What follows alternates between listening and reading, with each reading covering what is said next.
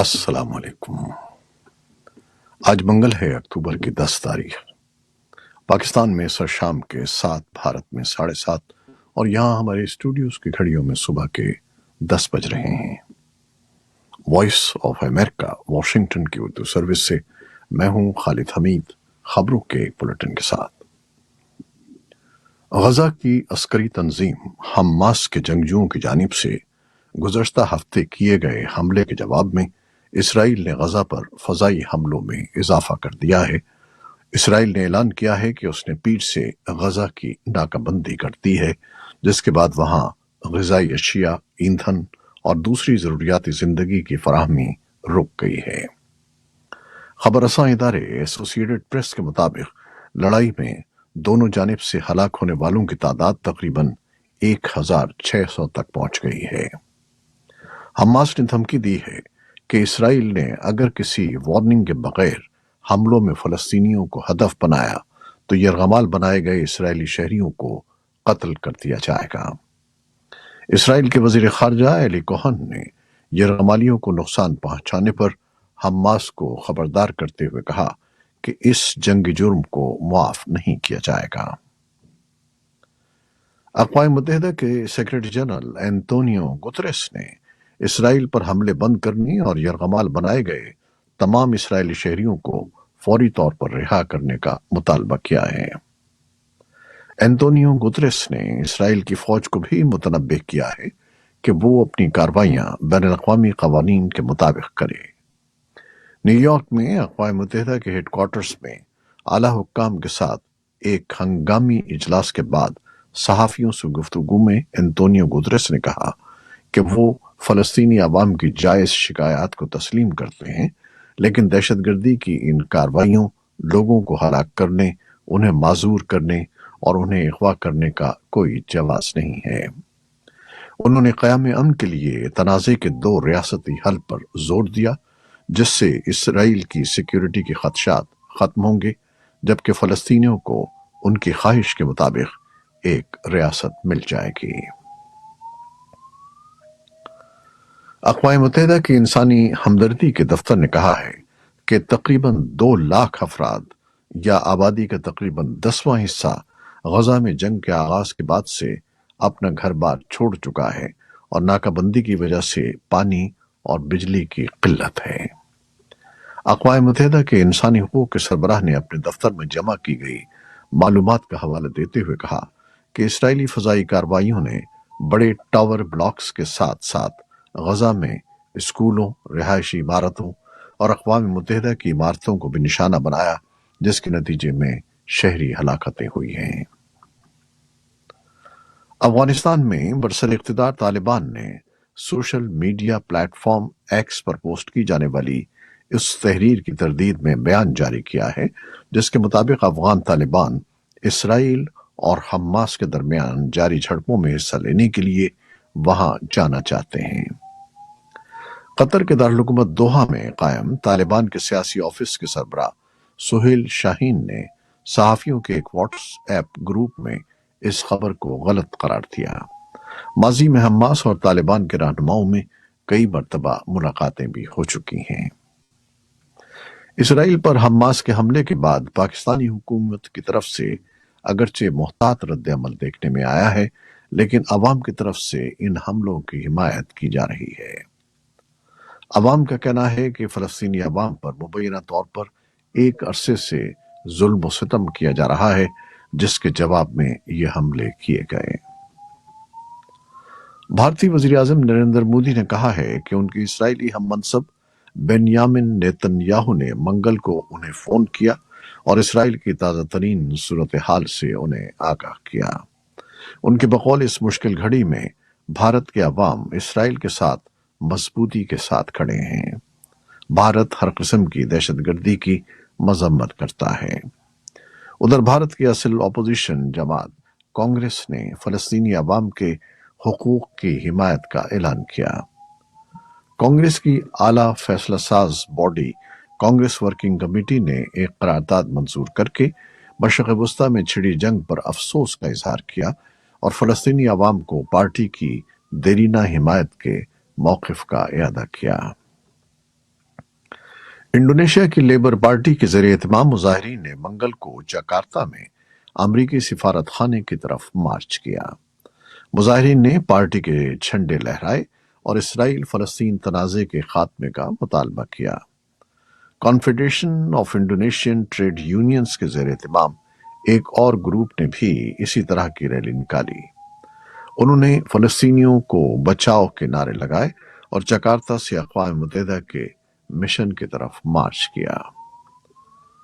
پیر کی شام میں اسرائیل کے ساتھ اظہار یکجہتی کے لیے وائٹ ہاؤس کو اسرائیلی پرچم کے نیلے اور سفید رنگوں میں روشن کیا گیا تھا۔ وائٹ ہاؤس نے پیر کو کہا کہ امریکہ نے پہلے ہی اسرائیل کو انتہائی ضروری جنگی ساز و سامان اور فوجی ساز و سامان کی فراہمی شروع کر دی ہے۔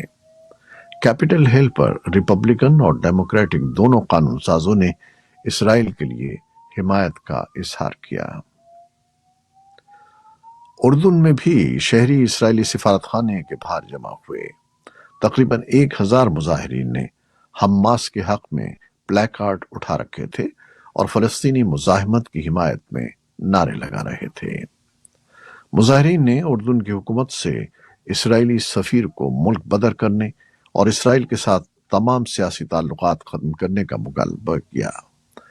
انہوں نے امریکہ مخالف نعرے بھی لگائے اور امریکی عرب ممالک سے مطالبہ کیا کہ وہ اسرائیل کے ساتھ مذاکرات کو معمول پر لانے کے عمل کو روکیں۔ کرملن نے منگل کے روز کہا ہے کہ یوکرین کے صدر ولادیمیر زیلنسکی کا یہ کہنا کہ عالمی اتحاد کو کمزور کرنے کے لیے مشرق وسطیٰ میں جنگ کو ہوا دینا روس کے مفاد میں ہے، حقیقت میں اس کی کوئی بنیاد نہیں ہے۔ کرملن کے ترجمان دمتری پیسکوف نے کہا کہ یہ تنازعہ دیرینہ ہے جس کی جڑیں بہت گہری ہیں اور روس اسرائیل اور فلسطین دونوں کے ساتھ رابطے میں ہے اور امن کے قیام میں کردار ادا کرنے کا ارادہ رکھتا ہے۔ اقوام متحدہ کی جنرل اسمبلی آج منگل کو ووٹنگ کرا رہی ہے کہ آیا روس کو عالمی ادارے کی انسانی حقوق کونسل میں دوبارہ شامل ہونے کی اجازت دی جائے یا نہیں۔ تقریباً 2 سال پہلے یوکرین پر حملے کے بعد ماسکو کو کونسل سے نکال دیا گیا تھا۔ جنیوا میں قائم کونسل 47 ممالک پر مشتمل ہے۔ روس انسانی حقوق کی کونسل میں 3 سال کی مدت کے خواہاں کئی ممالک میں سے ایک ہے۔ وہ مشرقی یورپی خطے کے لیے مختص 2 نشستوں کے لیے البانیہ اور بلغاریہ سے مقابلہ کر رہا ہے۔ نائب امریکی سفیر رابرٹ ووڈ نے سلامتی کونسل کو بتایا کہ ماسکو کا انسانی حقوق کی کونسل کے لیے ممکنہ دوبارہ انتخاب ایک بدصورت داغ کی طرح ہوگا، جبکہ وہ کھلی عام جنگی جرائم اور دیگر مظالم کا ارتکاب جاری رکھے ہوئے ہیں۔ افغانستان میں ہفتے کے روز آنے والے شدید زلزلے کے متاثرین کے لیے اقوام متحدہ اور کئی ممالک امداد بھیجنے کے لیے کام کر رہے ہیں۔ اس زلزلے میں مبینہ طور پر 2000 سے زیادہ افراد ہلاک اور 1000 سے زیادہ زخمی ہوئے تھے۔ اقوام متحدہ کی خصوصی نمائندہ اور UNMA کی سربراہ روزا اوتن بائفا کی قیادت میں ٹیم نے پیر کے روز زندہ جان ضلع میں متاثرہ خاندانوں کا دورہ کیا۔ ترکی کی حکومت نے اتوار کو ایک فوجی طیارے کے ذریعے اپنا امدادی سامان ہرات روانہ کیا۔ پاکستان کے وزیر اعظم نے اپنے ایکس پیج پر کہا کہ طالبان حکومت کی درخواست پر صحت کی ٹیم کو کچھ ابتدائی طبی امداد کے سامان کے ساتھ ہرات بھیجا گیا ہے۔ سعودی عرب نے کہا ہے کہ ہرات میں زلزلہ متاثرین کی مدد کے لیے $20 لاکھ مالیت کا سامان افغانستان ہلال احمر سوسائٹی کے حوالے کیا گیا ہے۔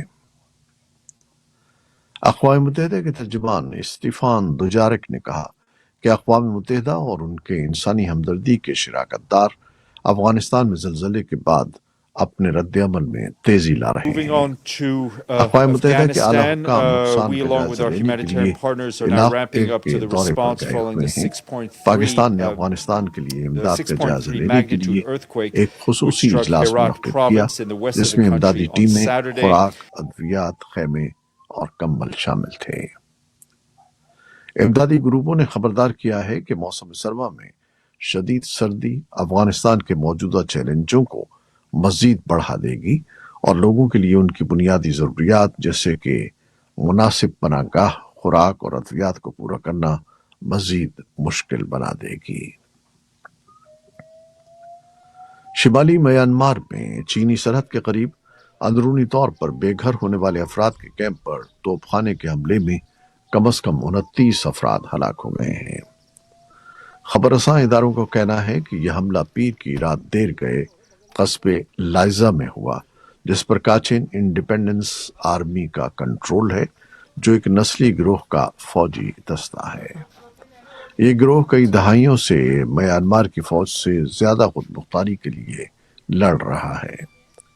ذرائع نے اس حملے کا الزام حکمران فوجی ہنتا پر لگایا، جس نے فروری سن 2021 میں آنگ سان سوچی کی منتخب سویلین حکومت کا تختہ الٹ دیا تھا۔ یہ تھی وہ خبریں جو فیس بک لائیو پر ہم نے آپ کے لیے پیش کی۔ ہماری ویب سائٹ، یوٹیوب اور پوڈ کاسٹ پر یہ بلیٹن آپ کے لیے پوسٹ کر دیا جاتا ہے۔ آپ ہمارے بلیٹن کو شیئر کرتے ہیں اور اپنے کمنٹس میں اپنی محبتوں دعاؤں کا اظہار کرتے ہیں، جس کے لیے ہم آپ کے فرداً مشکور ہیں۔ اپنی ان کاوشوں کو جاری رکھیے گا۔